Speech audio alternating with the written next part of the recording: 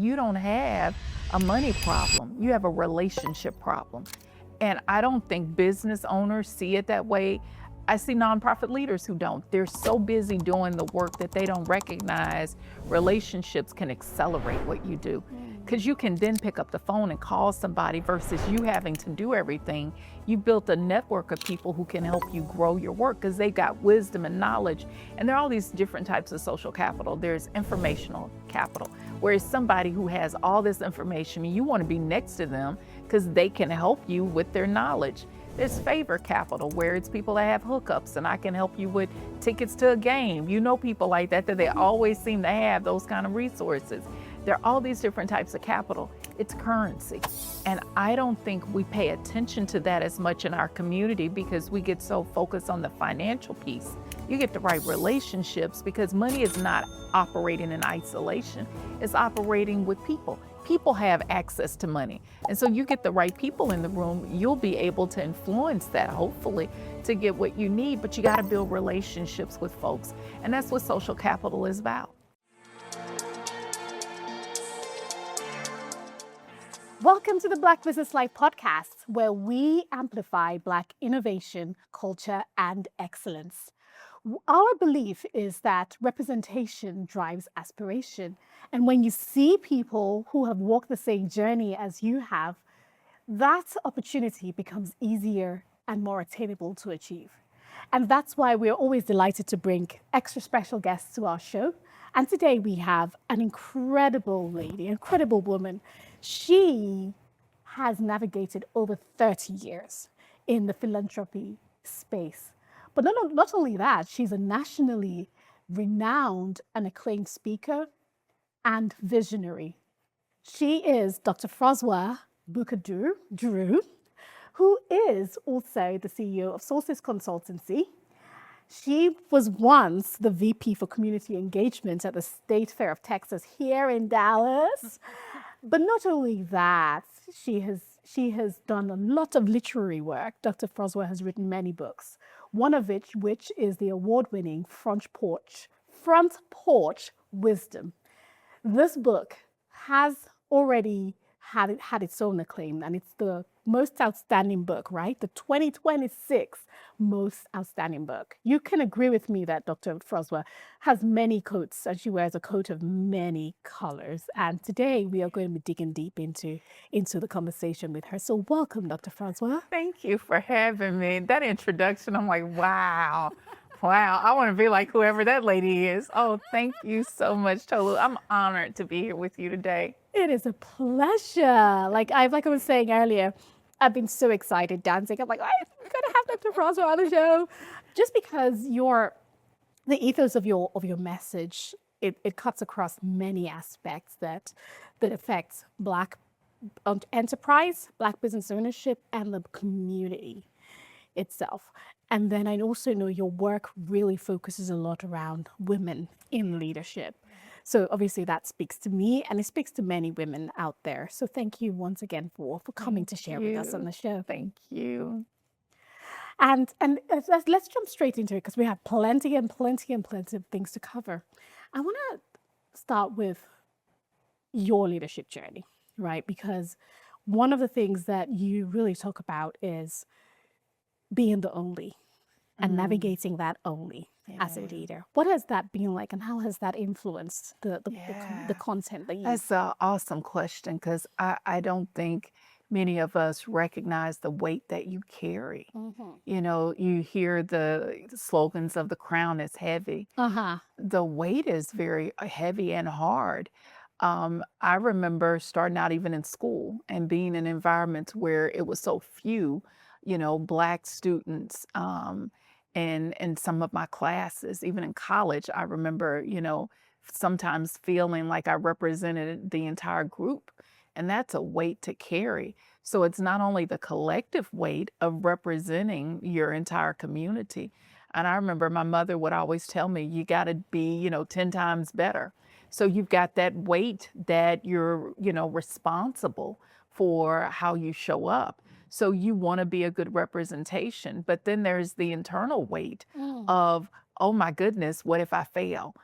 what I've learned through that process is, one, I don't have to be responsible for me and the entire group of people.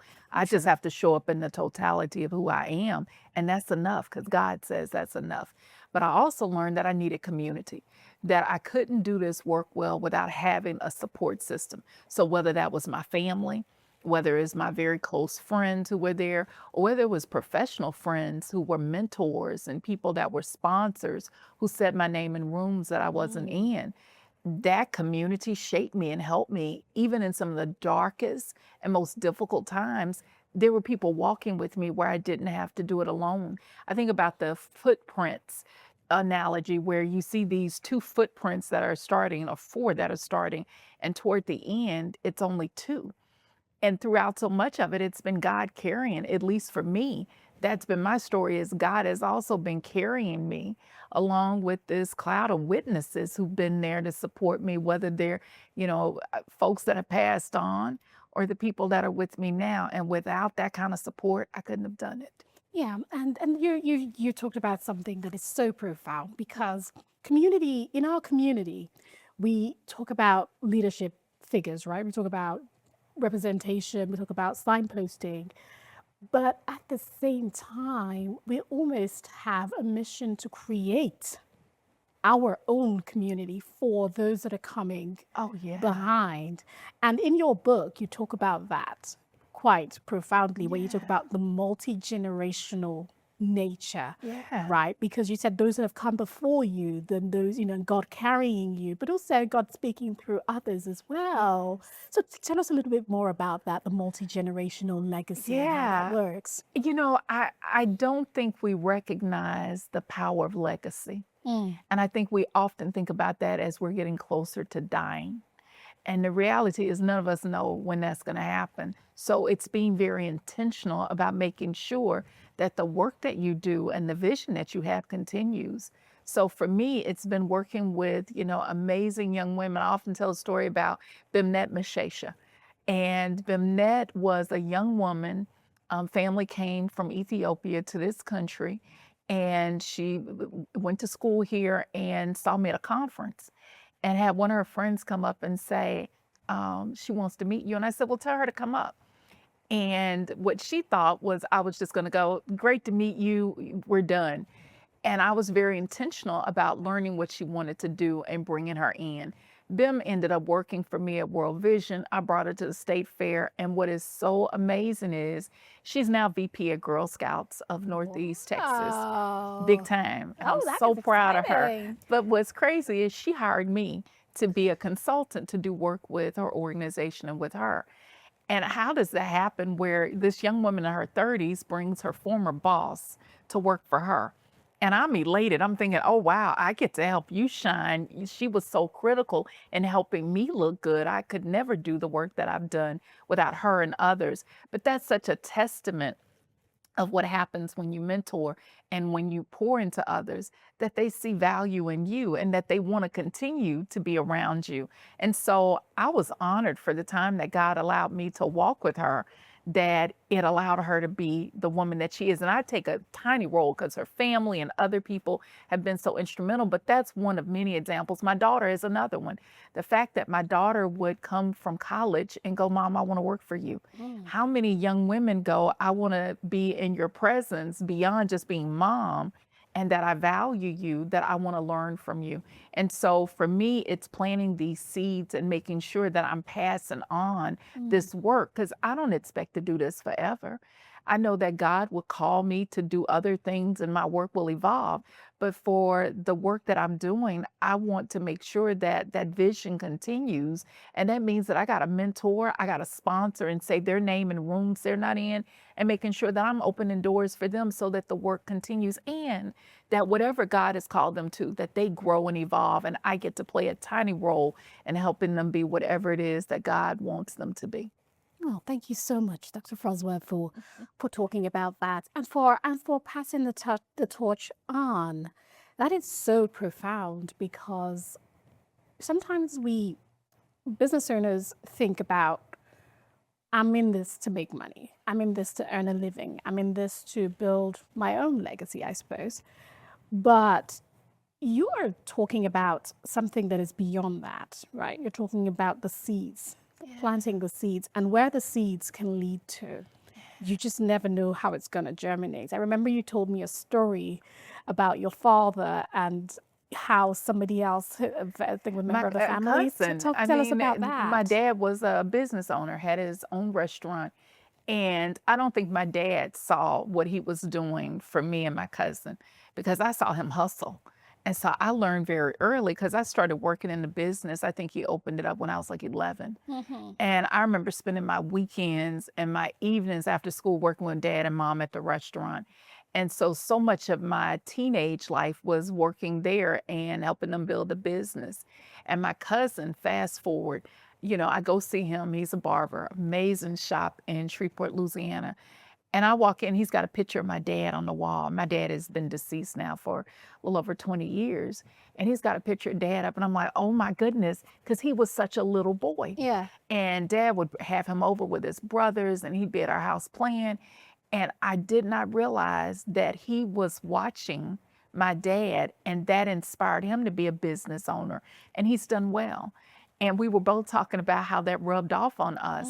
I don't think business owners recognize it's wonderful to make money, beautiful thing. But my grandmother used to say, when your hand is held like this, nothing can get in.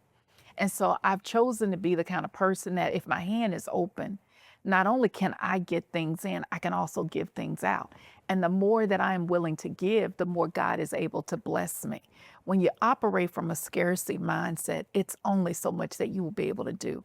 But if you truly believe that God is a God of abundance, then you got to know that that is a part of your journey too. But you've got to live in a way that says that it's not just about money. It's how you give your time. It's how you give your testimony. It's about how you use your talent to help sow into people. And my dad, without even realizing that, was dropping all these seeds to help us think even bigger than he did. Yeah. So he was inadvertently signposting. He was signposting. He was saying, look how great it is to be a business owner. And I'm sure your cousin would have picked up one or two things, even the way he speaks to the customers or the ledger or whatever. And look at it now. He's his own business owner and he's got his role model right there. And I know sometimes for Black business owners, you may not see that role model. Yeah. For instance, I'm not from here, right? And when I came to Texas, I had to find a community. But sometimes even where you are, where you may not have the community of people who look like you can have role models from outside. Oh my God, yes. But also you can be that role model in the way how you're doing business, how you're hiring, who you're mentoring, as you rightly said, and how you're paying it forward for the next generation. Yeah, it's just as simple as how you treat people. Yes. My daughter and I were talking about that on the way here about character and integrity. And I pay attention to how people treat even janitors and the secretaries, because that's an integrity issue. So how do I expect God to blow up my business when the very people around me that he's called me to steward, I mistreat and don't treat them well? Yeah. So it's seen that everything you have a responsibility for, and not necessarily being responsible for it, but the way that you carry yourself and the way that you treat people. And I believe that when you manage those things well, the door is open for you to manage and be over so much more. And that's scriptural to do that. And so as business owners, even if you don't have the community, to your point, how do you build that? By starting with you. And I believe you attract who you are. So if you're a good, kind, loving person, I believe that you're going to attract more of that into your space. If you're not so much, you'll give more of what you are. So how do you become the person that people want to come to, want to learn from? You got to be it. Yeah, you've got to be. You've got to have your hands open. You've got to be ready to embrace others as well.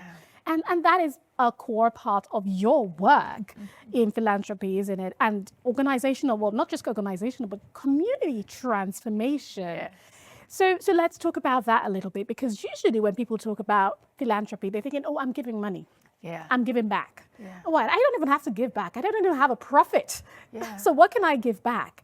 Let's talk about that. And let's break philanthropy down beyond just the giving back of your time or the creating of networks. What is the ROI? Yeah, What is the the ROI? philanthropy really, core definition is love of humanity. Hmm. And it is, I care about people, so I want to see them well and successful. And it doesn't have to be money. That's a Uh-huh. wonderful thing to do. We started, Halima Francis and Akila Wallace started, and Akila, it was her idea to start this Black Women's Giving Circle called Heritage in 2017. And it was pooling our money together. We weren't millionaires. And I think that's been the problem with the term philanthropy. It's been co opted to believe that it's something that you got to be a very wealthy multimillionaire to do it. And it's not true. And we took our money, and people were pledging, and we would do $500 for some women and 1,000 for others who wanted to vote on who got the money. But people were pledging $50 a month to be able Mm. to be a part of this. And it taught me just by witnessing that philanthropy is so much more than, I have to be responsible. It can be collective, that a group of people come together and say, I want to do something to bless my community. But it's even more than that. We started giving time mentoring. It Mm. was just women going, hey, you got a nonprofit? I've been doing fundraising. Let me help you and talk to you and walk with you. So that's a form of philanthropy. Your testimony. When you tell people how you did something Hmm. and you're helping them with knowledge, that's a powerful thing to give to people because you're using your knowledge and using that to open a door for folks.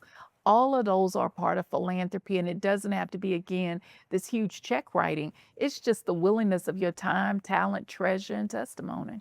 Absolutely. And as you rightly said, when you do that, it always comes Yes, back. it always It always does. comes back because you're planting the seeds. The seeds will become trees one day. They do. And those are the trees you'll lean on when you're Yes. tired. Yes. Yeah, when your energy fades away, that's where you get the shade. That's where you get the strength, That's so good. right? Because I tell young people, I joke with them, I go, the day is going to come that y'all are going to have to take me out to eat. And I got a bunch of y'all that I could call and go, I'm hungry. Let's go. Because I planted these seeds, not with the expectation for you to do something, but with the expectation that you will be a better person and do it for somebody else. And if I get blessed by that, what a gift.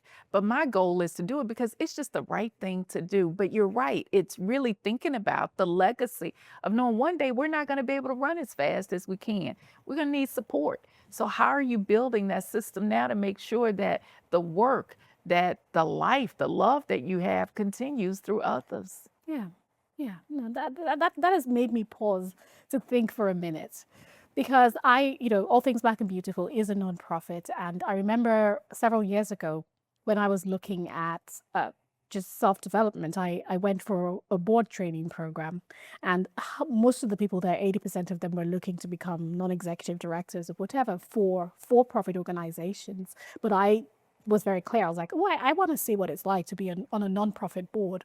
And, circle back, now we have a nonprofit organization. Now, I've also seen many people who have gone into boards, nonprofit boards, because they just want a name on their Yes, a lot of resume. that too. And sometimes it's like, oh, what are you getting yourself into? This is a labor of love. It is. It's a labor of love. You're going to pour into others. So if you're not Yes. ready as an individual, and you've done that inner work and decided what portion you're going to pour into others, you're just going to go in there and make mockery of yourself, essentially. And you're going to harm good work. Yeah. I see that all the time too, where you see people who get on boards for motives that aren't always very good. And it's okay that you want to, go there and meet people. But if you don't have a passion for the mission and you're not committed to the work that folks are doing in this organization, you're causing more harm than good, because you're actually taking up a seat for somebody who really wants to be there and do good work.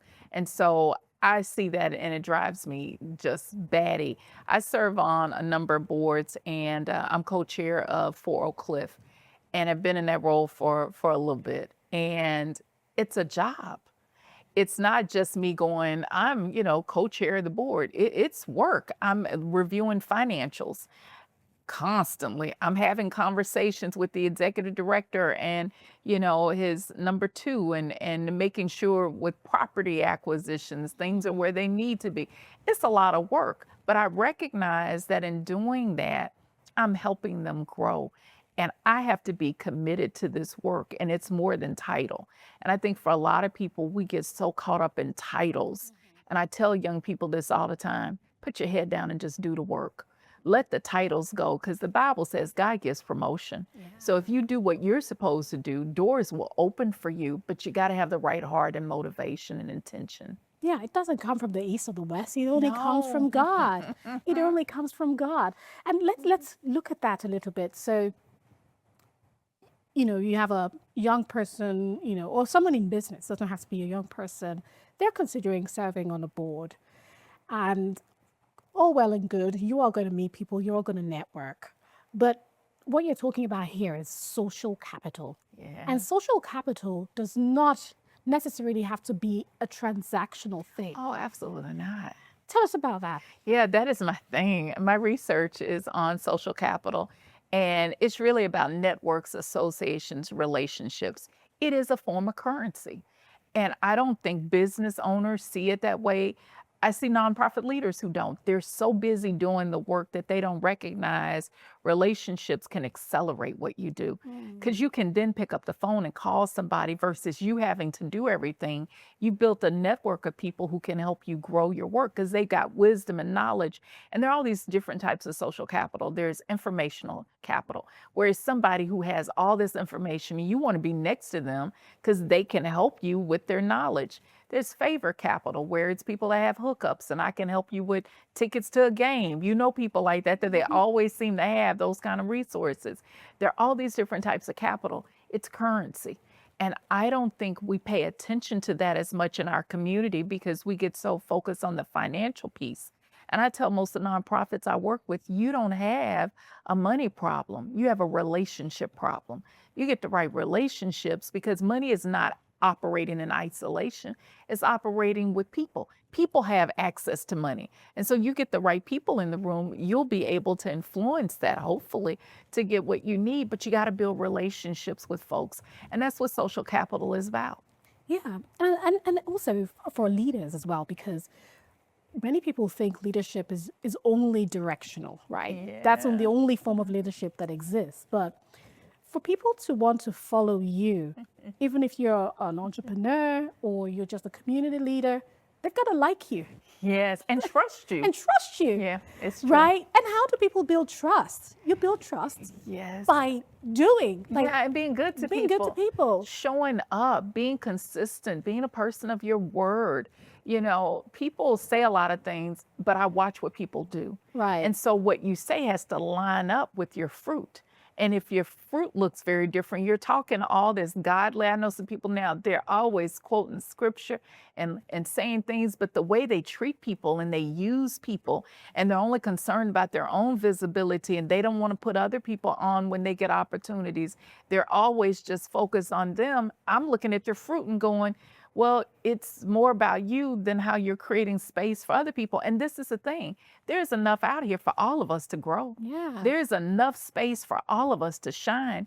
And so those are the things that people don't realize in leadership is it's not only the management of other people, it's the management of you. And if you're not willing to manage yourself and do the deep, hard work of looking at the shadow self and the things that no one knows about you, only you and God know, that you're not willing to dig into that and begin to start working through that, you're going to be harmful to other people. And it's not that you ever get perfect. I'm not there. But it is this constant desire to be better and to constantly work on those areas that aren't always the best. Because I know if I'm not aware of them, then I end up causing harm to other people. There's a book that is by Amanda Sinclair, and she talked about in it about the two leaders of Enron and WorldCom. And she talked about these people had very horrible childhoods. And because of that, they rewrote a story.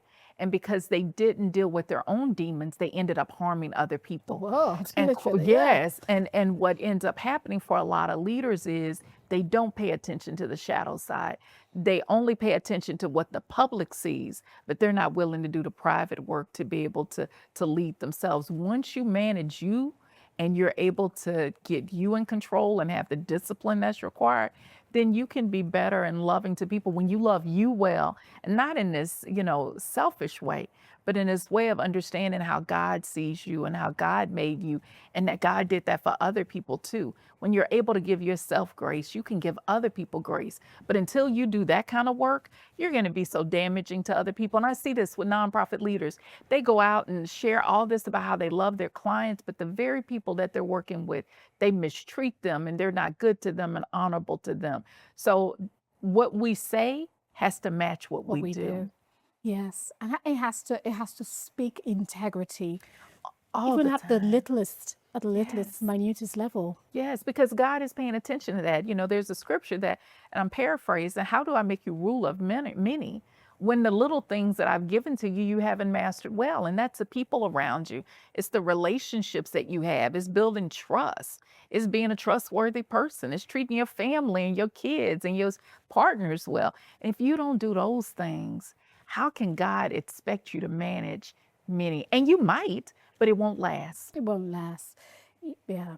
Yeah. It's food for thought, especially because we're at the onset of Small Business Month, right? Yeah. And it's incredible because the speakers that we've had in preparation for Small Business Month and as we move out of National Volunteering Month have all talked about the one thing: leadership. It's that inner self. And you're going back to that so much. I'm like, well, God has a message. God has a message for the small business owners out there, because we want to go beyond being small. But beyond that, the seed for greatness starts from the inner self. And it's that inner self that needs to heal, that needs to be in control, that needs to deal with the childhood trauma. Once that's disciplined, as Dr. Froswa said, that is when the growth really starts in your small business. Thank you so much, Dr. Froswa, for sharing that with us. Thank you. It's amazing. So let's now go to your book, The Front Porch. When I was just reading about it, I could just imagine, a lovely house with picket fence, the porch, Yes. maybe some nice white, chair in front, or a rocking chair, a little table, music playing, and there's a parent or a younger person, and You I see could, it. that is it. I could see it. I could see the front porch. Tell us a little bit more That's about exactly what I wanted people to walk away with. Because when I was growing up in Shreveport, there were all these front porches, and people would sit out on the porch and watch their neighborhood. People were talking to each other. You saw kids playing on it or getting their hair braided, and there were elders, and it's multi-generational, vibe that's happening. And we don't see those anymore. Many houses now, you just drive into your garage and you don't know your neighbors. And the front porch was so critical to neighborhoods in terms of safety and knowing, hey, somebody's here that we don't know, in terms of building community. And I wanted to write a book that brought back the front porch, in the sense of, you may not have one literally at your house, but you can create one figuratively. You can begin to start thinking about, who are the people that I need to bring on my porch? Who are the people that I need to have as a part of my community, and start looking at who's missing? Because I think the environment that we're in is causing so much division and isolation. And what people are craving is not only hope, but they're organically desiring to be in presence with people. After the pandemic, folks were just walking up to people, just wanting a hug. It was just the desire for touch and community, because we missed that. And I hated how they would always say you need to socially distance. And it's like, no, people need to physically distance, but people need each other. We were wired for connection and community. And I often think about the cross and how the cross reaches up to God, but it reaches out to people. And we have a responsibility. When God even created Eden, it was like he said, hey, I don't want my animals alone. I want, to create man. And man, I need you to have somebody. And God created all of this community because relationship is so important to God. And so that's the purpose of the book. Is I'm hoping that it not only makes people think about who's missing and how do I build a front porch, but I wanted to bring young women to my front porch and say to them, all the stuff you're dealing with at work, all the challenges that you have, I may not have gone through exactly that, but here's my experience. And I'm hoping by you sitting on the porch, you get some wisdom And that by these case studies, this data, by the devotionals and the reflections, that it brings you closer to God and that you begin to see you're not by yourself. There's room on the porch. There's room on the porch, and you may be the only person navigating that, but there's someone who has at least navigated something similar, isn't it? And the Bible says that young men shall see visions and old men shall dream dreams. The dreams and the aspirations and the future, the painting of the future that they probably won't see, but somebody else will run ahead of. Yes, Yeah. that's good. Yeah, Good. amazing. Well, let's talk about that in your own story, right? Because we know your daughter is here in the studio. Yeah, so how are you doing that? What are you doing differently? You know what I had to do? Because in the beginning, she will admit it was challenging with us working together. But I had to see her as a woman. And I think she had to see me as a woman and not as mom. That was one of the most powerful lessons for me, even in my relationship with my mother. When I stopped seeing her just as my mom and began to understand her as a woman, and the decisions that she made more sense to me. It's like, well, if I had been in your place, I probably would have done the same thing too. And understanding her context. I think about a lot of the women that I had in my life growing up, they didn't have the choices and options that I have. So they made different decisions that it's easy for me now to criticize. But if I don't look at their context and go, y'all didn't have credit cards until the mid 70s. You couldn't go get credit. You couldn't buy a house without having a man. You had to be in relationships that were dysfunctional to some degree because your economic status depended upon that and your ability to care for yourself and your children. It's different. And so being able to understand that context gives you appreciation and value. And so even me being able to share my stories with my daughter helped her to see me and go, I understand. May not necessarily always agree with it, but I understand. And I think us having that kind of deepening to the relationship beyond me wanting to tell her, you should do this, and this is how you live your life, but me looking at her as a woman going, I want you to be whatever God wants you to be, totally changed our relationship. And so I value her not just as my daughter, I value as this woman that God is stewarding and allowing me to be a part of doing that. Wow, that is deep. That is deep. There's a lot there to unpack. Thank you so much for sharing that. So let's look at this for a different perspective. Now, let's look at the community, right? Because you're talking about building of society, transformation of society. But for that to happen, you've got to build, literally. So what is the one brick you think is missing that we can put back into our community today to create this ecosystem? And what would that one thing be? Connection. Connection. I think people are missing true connection. When you look at social media, it's so angry and it's so divisive and it's so desiring of being connected. What you're seeing, people see the hate and the vitriol, but they're not seeing people are crying out going, I want to be seen. I want to be heard. I want to feel like I matter. And social media is giving people this false sense of that when what people really need is that in their own spaces. And so I think what's missing is this connection to self. It's this connection to each other. It's a connection to God. And when all of those are in alignment, you'll begin to start seeing it. I think we look for solutions outside of ourselves. And I was telling a group this on Monday.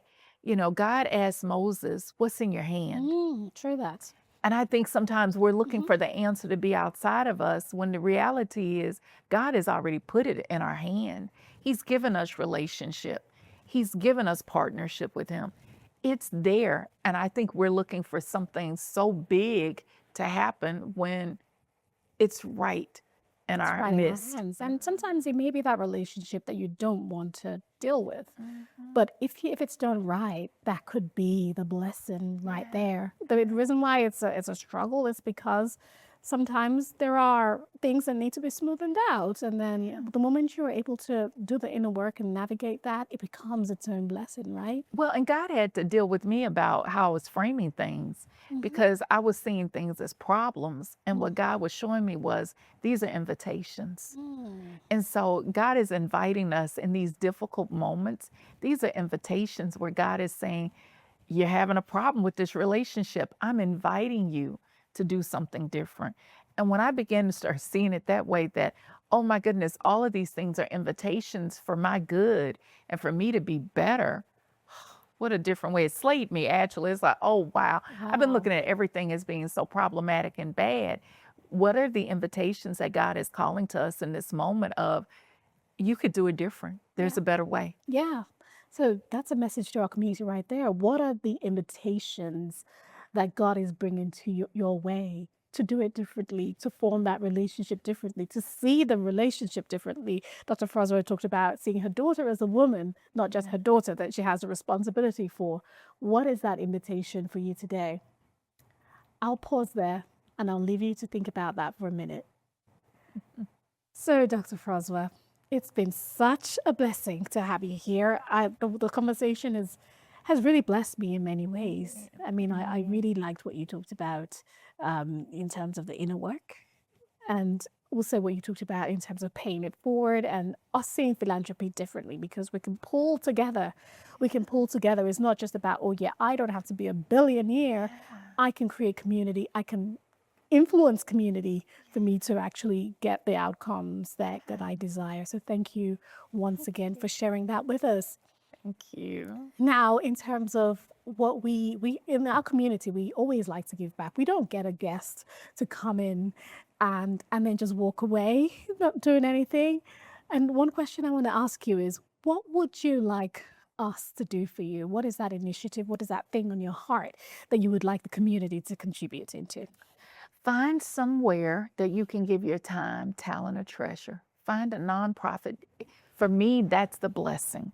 When you begin to start thinking about who in your community could benefit from your gifts, it could be you coming in and volunteering. If you've got marketing experience, there are nonprofits that need people to come in and market for them. How do you give your talent?